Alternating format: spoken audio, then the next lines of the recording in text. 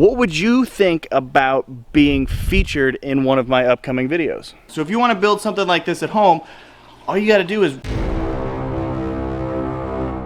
What is up, everybody, and welcome to today's video. For those of you that are new to the channel, my name is Zach. This is SC Fish Keeping. I appreciate you stopping by. Please hit that subscribe button down below if you have not already.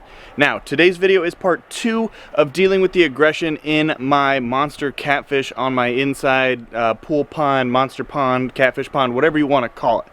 Quick recap in case you missed part 1. In my last video, I decided to get my big hybrid catfish, whose name is Chunk. I decided to get him a friend.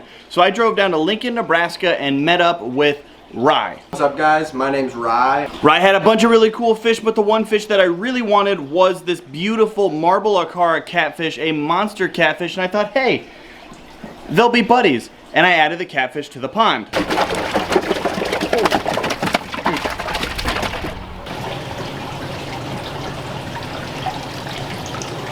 Definitely too big to fit in Chunk's mouth. Well, not 30 minutes after adding the new catfish into this pool, I heard something troubling.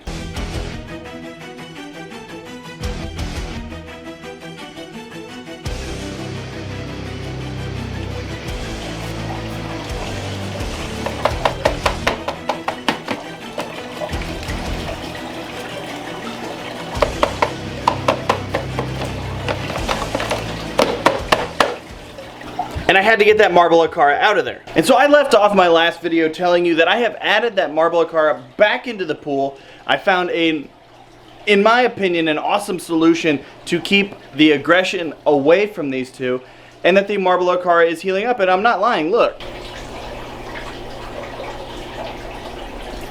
See, he's just chilling. Healing up nicely, colors look good, no stress, and the other guy is on the other side of the pool. So you're probably wondering, Zach, how did you do this? And honestly, I ran through a couple different scenarios in my head. The first scenario was, I could just move into the pond. Now, well, moving into the pond seems like a pretty cool idea. It's probably not the most practical option for a couple reasons. One, I gotta sleep, and I'm kind of a heavy sleeper, so if some of this aggression breaks out while I'm sleeping, I probably won't wake up, and I have no way of stopping it. If I'm awake, I can just like dive in there and be like, no, don't fight. Second reason, I can only really hold my breath for like 30 seconds before I'd have to get out, and it'd be a whole big thing. So this is probably not a super practical option. And so when I realized that moving into the pond was not an option, I decided to test out using some ditherfish, and those are what you can see right there. So what you're looking at right here is a tiny little school of minnows and golden shiners. The thought process is, you add the tiny guys, they will distract the big guy and basically wear him out, so that way the aggression from the big jerk is on the tiny fish instead of your other prized fish that you would prefer not to see ripped to shreds, like a brand new marble acara. These can also act as feeders if needed, but as you can tell, he doesn't really care. So after having the little school of minnows and stuff in here for about 2-3 days and realizing that Chunk had zero interest in chasing them or eating them or anything, I realized that maybe the ditherfish option was not going to work for me, and I needed to come up with a third option. And the third option is the one that's stuck and the one that I'm excited to share with you. The third option was to turn my fish pond into a jail. No, I mean it. I literally turned it into 2 separate little sections, call them a jail cell, divided by this DIY pool pond divider. And it's been working great. So here it is, kind of giving you the quick overview before I show you how to make one yourself. This is just scraps I had laying around the fish room from like filtration projects, and this netting stuff that I'm using to divide it, it'll focus, this netting stuff right here is the same stuff that I use on the lid for my stock pond to keep the bass and my muskie from jumping out. So I just had some of this already laying around.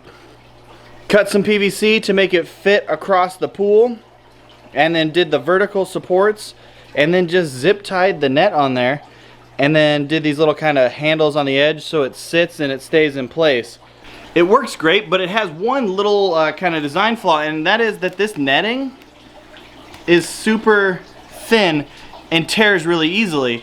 And my fear is that with the catfish having their whiskers and their barbs and barbels and all their pointy stuff, I don't want them to get stuck in here. So I'm actually going to build a new one using a little bit higher material and bring you along. So if you want to build something like this at home, all you got to do is take a quick trip to your hardware store, gather some supplies.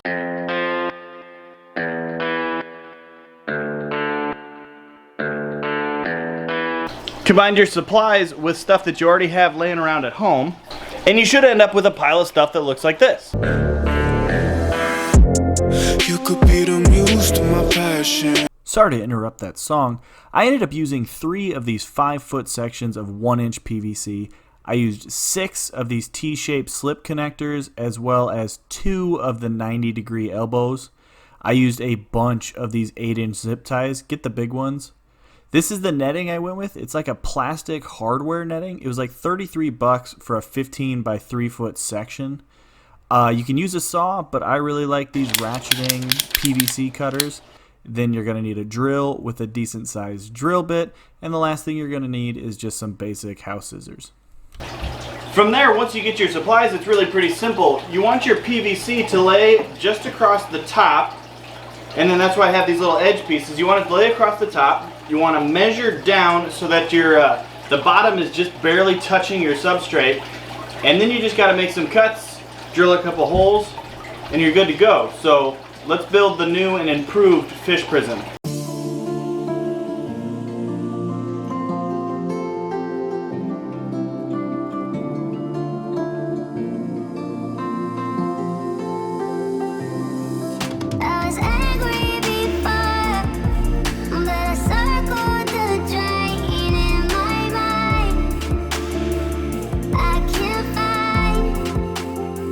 So we're almost done, actually. It's a pretty quick build, but there's one super important step, and this is something that can be easily overlooked. So this is probably the most important thing, and this is where you need the drill.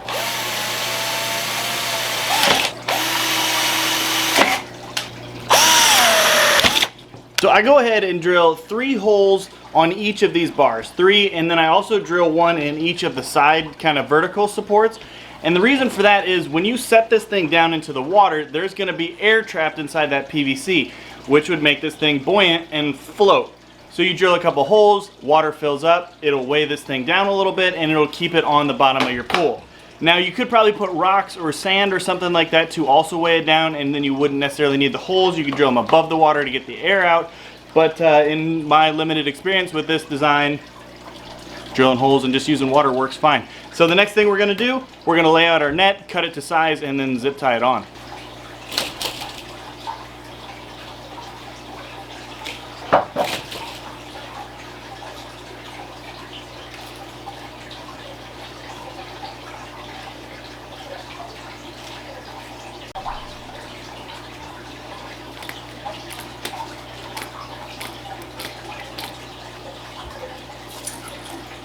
This is the stuff I was using before. This is that like bird netting. It's meant to just keep birds out of like your patio and stuff like that. This stuff is so flimsy. This is what I was using to keep my 2-foot catfish from my other catfish. And this is that stuff now. This is like a hard plastic. It's super sturdy. It still cuts really easily, but it's not this. So I'm happy we're using this. Then it's just a matter of zip tying it together. I purposely cut it a little long so I can kind of wrap the zip ties around it and then cut little notches out of the corners. Should work pretty well. One done. 20 something to go. And so there you go. The whole thing is done. Only took about 28 zip ties. And I went ahead and trimmed off all the edges, turned all the sharp pieces kind of in, and then you're essentially done. The only thing you need to do is put these little end caps on so it'll sit over the frame of the pool, and that'll kind of be your structural support to stop it from falling in. So let's go ahead and stick this thing in there and see how it works. And one of the things I didn't like about the old one was it was pretty snug in there. It was actually pushing against the sides of the pool. So this guy I made just a little bit shorter so it can kind of tuck down against that sand and that substrate and stay just like that. And then I got that one big rock there. Take this guy out. Whoop. Throw this other rock in there.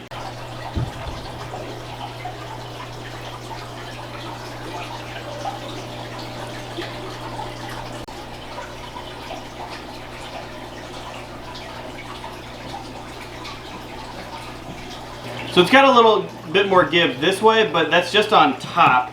And that's just because I made the vertical supports a little bit long, but I'm not gonna cut off the 28 zip ties that I used just to shorten those up a little bit. Is it pretty? No. Did I think it was gonna stand up straight and not lean when I made it? Yeah, but is that a big deal? No. Sometimes fish keeping is not pretty. Sometimes you get algae on your tank, sometimes your dividers lean. But that's just kind of the way it is. The important thing is that it's keeping the aggressive catfish from the one that is healing and recovering. I'm happy to report he is healing up great, eating well, all that stuff. Everything you want, the Marble Acara is doing.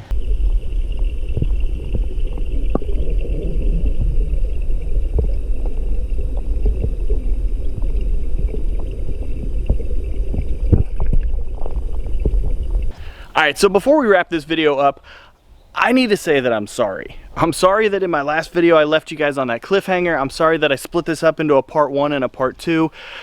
I don't like leaving you guys hanging like that, but don't worry, I found a way to make it up to you. What would you think about being featured in one of my upcoming videos? If that's something that might interest you, let me know down in the comments. Say, yes, I'd love to be featured in one of your videos. What I'm thinking about doing is having you guys send me some clips, and I'll just kind of put them all into one big feeding compilation. I can kind of react to them or talk about them or just play some music over them. But if that's something you guys think would be cool for me to do, let me know down in the comments and say, I have some fish that I feed. I'd love to be in one of your videos. And we will find a way to make that happen. So let me know if that's something you want me to do. For now though, we will go ahead and wrap this one up. We will call it a day on part 2 of aggressive catfish jail, whatever you want to call this video. But I appreciate you guys watching. Thanks for sticking through. This is kind of the first like DIY tutorial that I've done in a long time, and it was kind of like a test run before I show you how to build a DIY pool pond filter. So something to look forward to. Thank you guys for watching. Give me a thumbs up if you enjoyed the video. Leave a comment if you want to be featured in an upcoming feeding compilation video.